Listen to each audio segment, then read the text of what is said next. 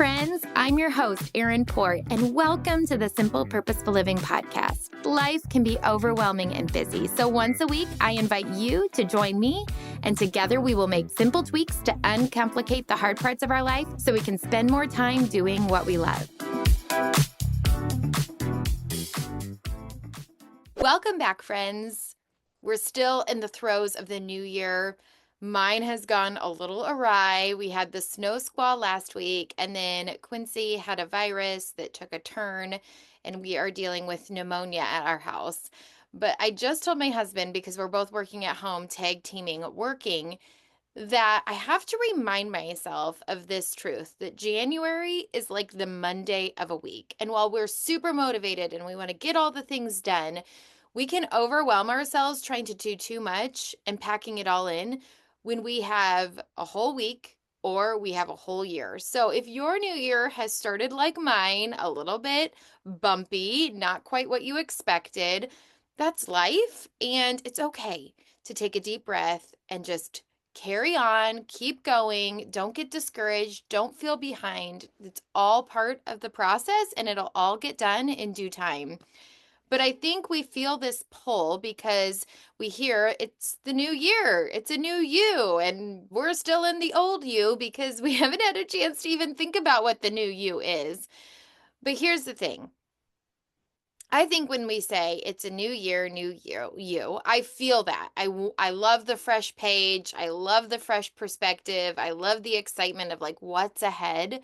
But I also don't want us to feel overwhelmed that we have to scrap everything that we've done. We have to throw out the baby with the bathwater and we have to start new, because my guess is there's lots of your life that feels really beautiful, that feels really good, that feels like it's in sync. And I think sometimes when we hit January, we think, well, we need a life overhaul. We need a new diet. We need to declutter everything. We need to purge everything.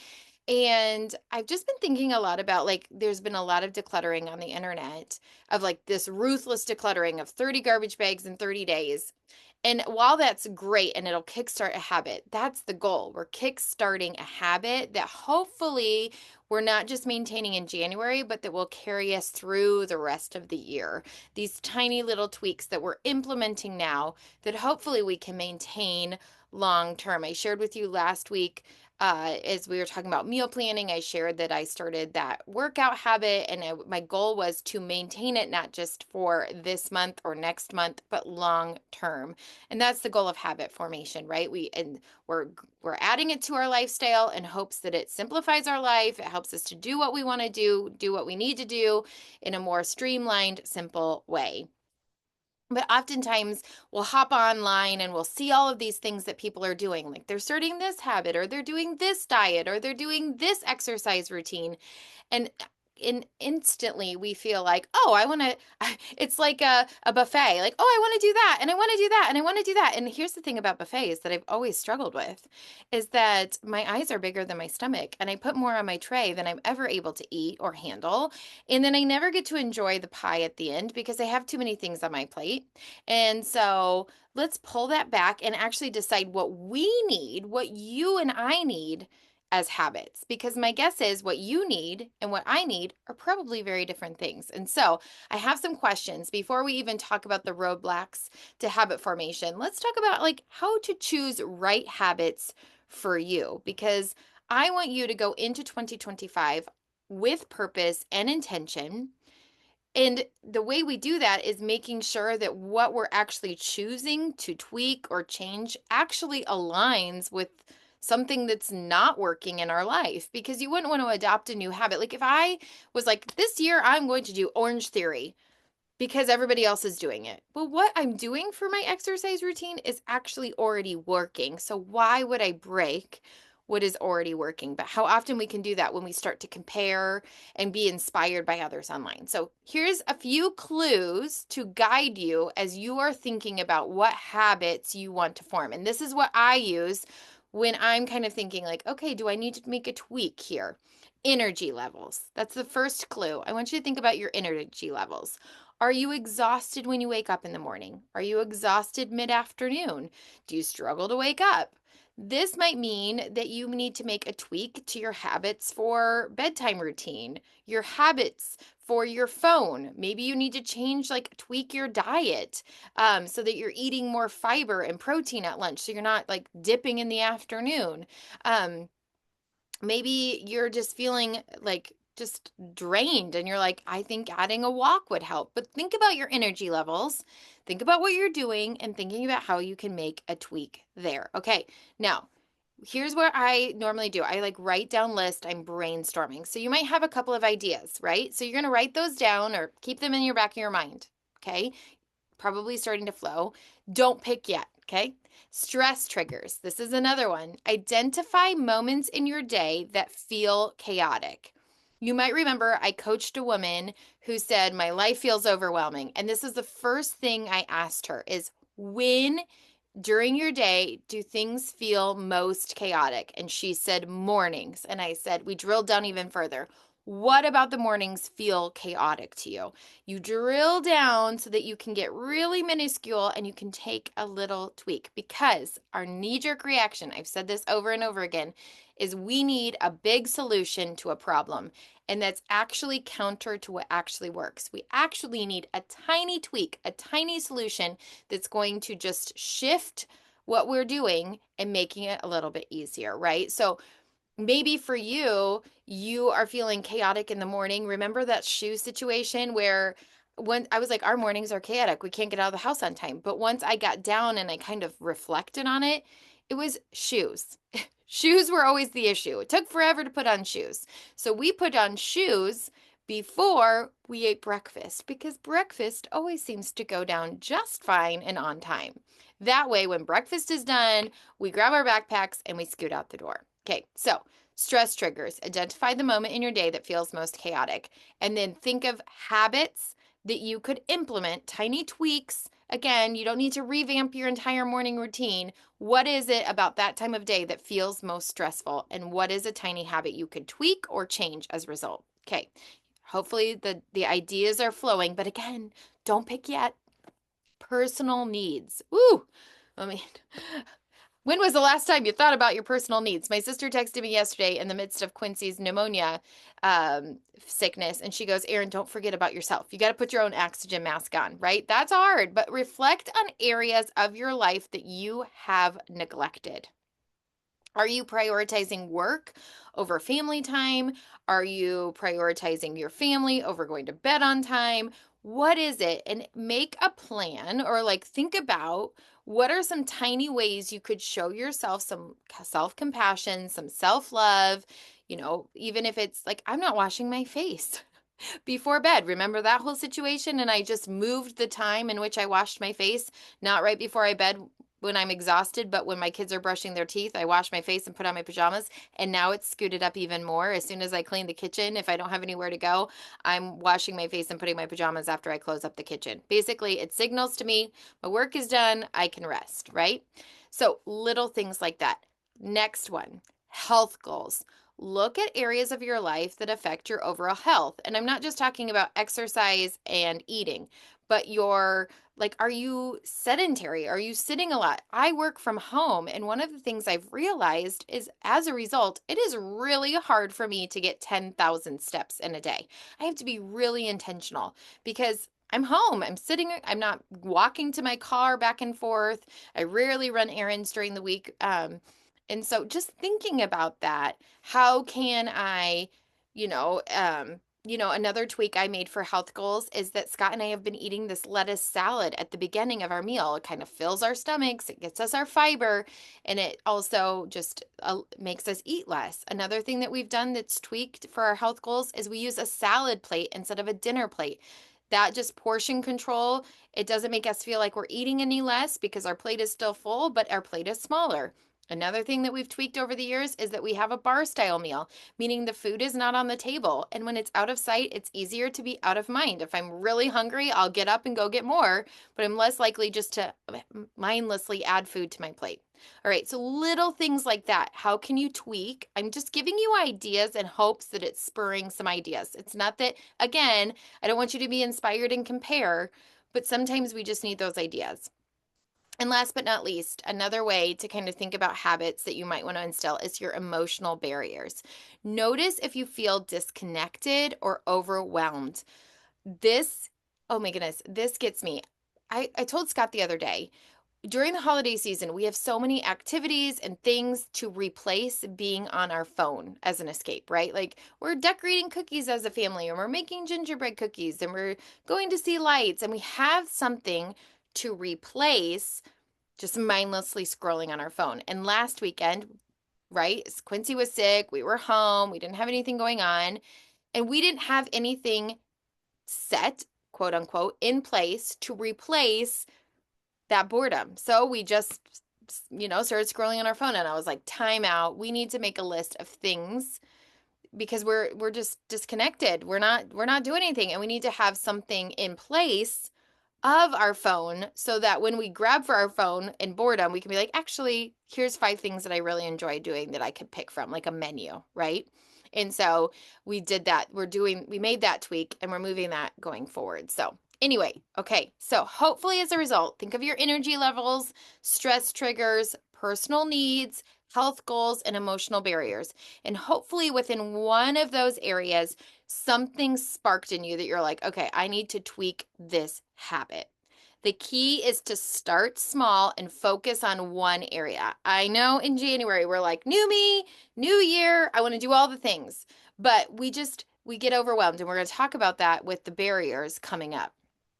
But addressing these clues, these little breadcrumbs, follow the breadcrumbs in our lives of like, okay, these are some things that I could tweak, can significantly impact our daily life just with a tiny tweak to a habit in one particular area. Notice I have never gone on I suffered from an eating disorder for years. I've never gone on an eating weight loss plan, but I switched my dinner plate to a salad plate. Teeny, teeny, tiny things that have actually really had a big impact on my life. Okay, now that you have some ideas in mind, think about them, narrow them down. What would be the most important thing that you'd like to implement starting in 2025? And for me, one of the things was I was very divided, not focused on my family first thing in the morning. And I told you this previously on my New Year's resolutions podcast. And so my habit that I wanted to break was being on my phone first thing in the morning. And I will tell you that dopamine rush of grabbing your phone is hard to break. We want it, right?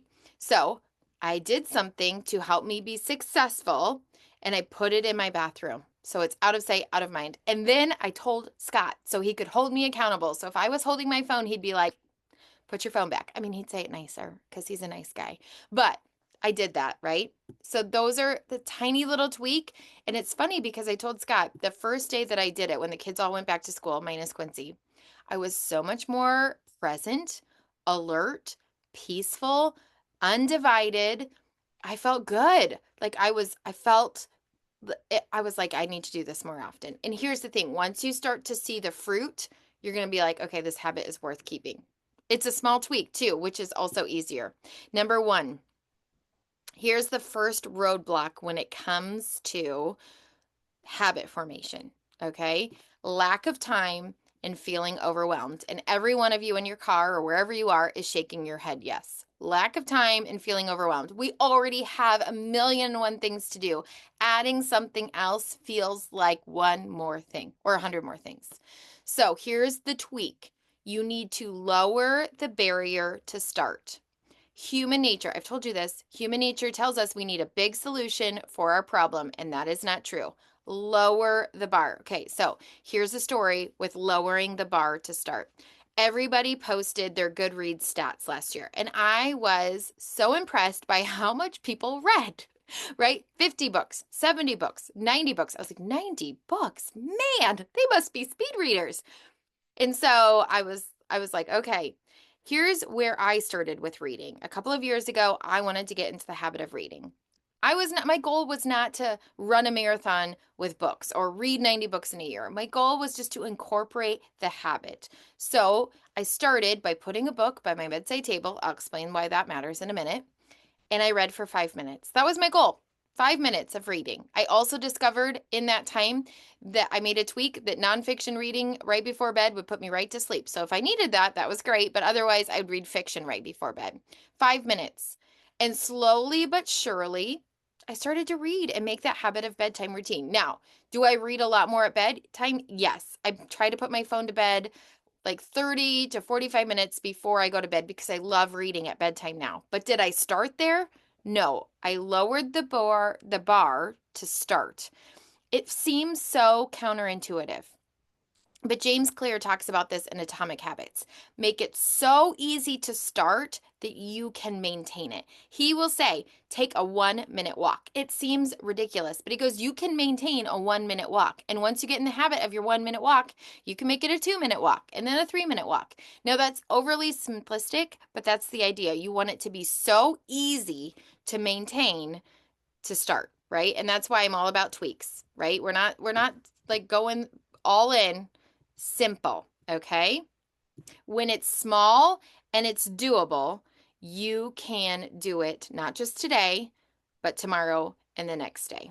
Number 2 roadblock when it comes to habit formation is negative self-talk. Have you ever been at an experience like it never fails? Like I'll be at an experience like a concert or something, you're like, "This is amazing." And the person next to you goes, "This stinks." You look at them and you think, "Oh." You start to wonder, maybe it does stink, right? It taints the experience. That's what we do to ourselves with our negative self-talk. The best habits, right? If we're like, this stinks, I have to do this, I don't want to do this, right? I always tell my kids, you can have gratitude or grumble, but it's up to you and it will change the experience. If you do something with joy and satisfaction, that's a different experience than one where you're like, I don't want to do this. This is horrible. And not only will it be hard for you, but it'll be hard for every single person around you. So, reframing how you talk to yourself with a new habit. Listen, it is hard. Nobody is good at their new habits out of the gate. And we like to be perfect out of the gate. Nobody likes to be like subpar. But here's the thing, in order to get better, we have to practice. And so the first time, yeah, I even was told, by the way, by my writing coach, that my first book is not going to be good as my other books. And I was sort of disheartened. I was like, but this book, I think it's going to be good. She goes, but Erin, you get better. And it's funny, I was reading an author the other day, and her name is Lucy Score, and she's had some like bestsellers recently. So what they've done is they've gone back to all of her previous titles and reprinted them because she's doing so well. So I ended up picking up a book of hers, and about I would say 50 pages in, I was like, And I went back and I looked at the copyright date, and it was 2014. And I thought, yeah, I can tell. It was fine, but it wasn't her writing. Like her writing has improved, right? We have to allow ourselves to start. And with that comes positive self-talk. You have to encourage yourself. I get to move my body because it makes me stronger. I get to meal plan because it supports my family's health. I get to go to bed on time. It seems so simple. But when we make the tweak to reframe our mindset from I have to I get to, it makes all the difference. Are you self-sabotaging your habit formation by your self-talk? The way you talk to yourself will help you either succeed or fail in your habit formation. And it is crazy how much this makes a difference. We crave comfort and instant gratification. And the more that we can encourage ourselves in the process, pump yourself up, focus on the gains, watch your attitude, you'll be surprised at that habit being so much more successful than if you are beating yourself up. Okay, so talk positively. All right, number 3 roadblock, inconsistent motivation. Oh my goodness. Do we ever have the most motivation the day we plan out our tweak or our habit? We're like, yes, this is gonna be awesome. I'm so proud of myself. And then when we go to do it, we're like, Yeah, that's going to be hard, right? On January 1st, we have high hopes of all the energy and all the things we're going to tackle. And by January 6th, like me, we've had a snow squall, a kid gets sick, we're working from home, we're tag teaming, life is not going the way we wanted, and our motivation is zapped. I find this even if I have grand plans in the morning, right? Like this happens all the time. Like we say to our kids, oh, you know what? After school, this is what we're going to do. Because we're so motivated in the morning. And then after school comes, we're all tired and we're like, why did I promise that to my kids? Because we have inconsistent motivation. So here's how we're going to fix that with a habit. We're going to provide visual reminders. We want to make it as easy as possible to do that habit, okay? With visual reminders. You know I'm not big on clutter. No unintentional clutter. This is very intentional. If you want your kids to put on their shoes before breakfast, put them maybe the first couple of days, put them on the bar stool. Visual reminder, shoes, breakfast. Want to work out? Lay your sneakers and workout clothes by the door.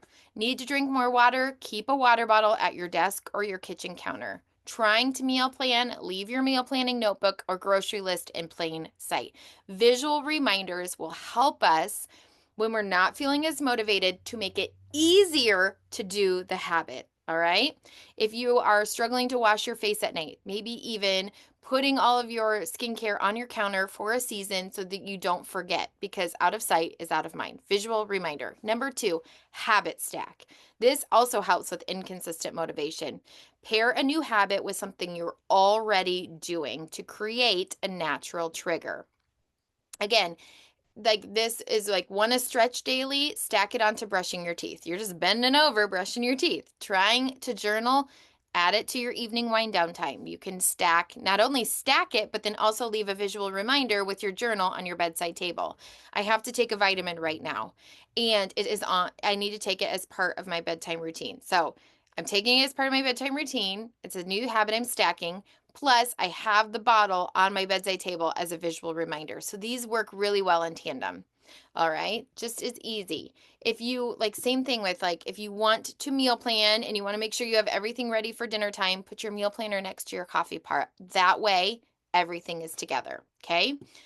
Visual reminders and habit stacking are going to help you with that roadblock of inconsistent motivation. The easier we make it on ourselves, the more successful we're going to be. Okay, number 4, perfection stops progress. Oh, okay, so full disclosure, we're trying some new things in the business this year, and it has like perfectionism has prevented me from making progress because I'm like, I don't know how to do it just right.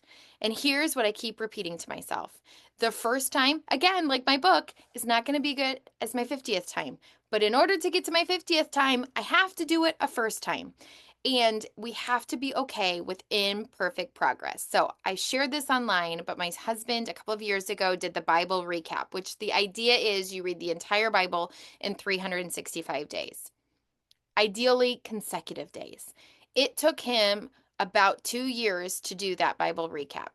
It was so encouraging to me that he did not quit. He consistently did it. Now, did he get it done in 365 consecutive days? No. He got it done in whatever 365 times 2 is.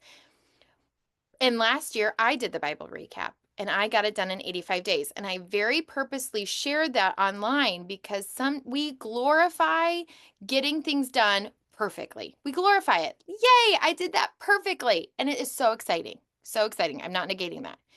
But we have to give ourselves permission because life happens. A kid's up in the night. You're away from home. It's the weekend. Whatever it is, it's not always perfect. And allowing ourselves consistency without perfectionism, right? Are you consistent? Are you doing it on average more than 50% of the time, more than 75% of the time? 100% is really hard and unattainable, and it will leave us paralyzed and feeling like we're falling short all the time. So the tweak is to ditch the all or nothing mentality, especially with habit formation, because here's the thing, it's a habit, it's new, you're probably going to forget sometimes. So allowing yourself the grace to say, whoops, I forgot today. Here's where our goal setting notepad comes into play. I like, especially when I'm creating a new habit or trying to get back on habit, I like to have my goal setting notepad out. It has like check marks or like little boxes that you can check mark, and I'll just write down. Like right now, my goal is to walk daily, a week at a time. I'm not doing like for the whole year, a week at a time. So like that's my goal, is to like walk daily, and I just check mark it.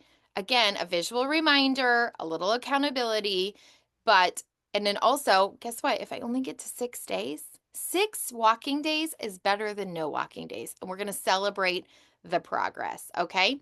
Last but not least, roadblock preference for instant gratification. We love to be instantly gratified. This is why we pick up our phones when we're bored, because it's an instant dopamine hit. It is. If you look it up, and the more, and that's how they've created all the apps. That's how our phones work. You pick it up, you're instantly gratified. But here's what you find: it's short lived.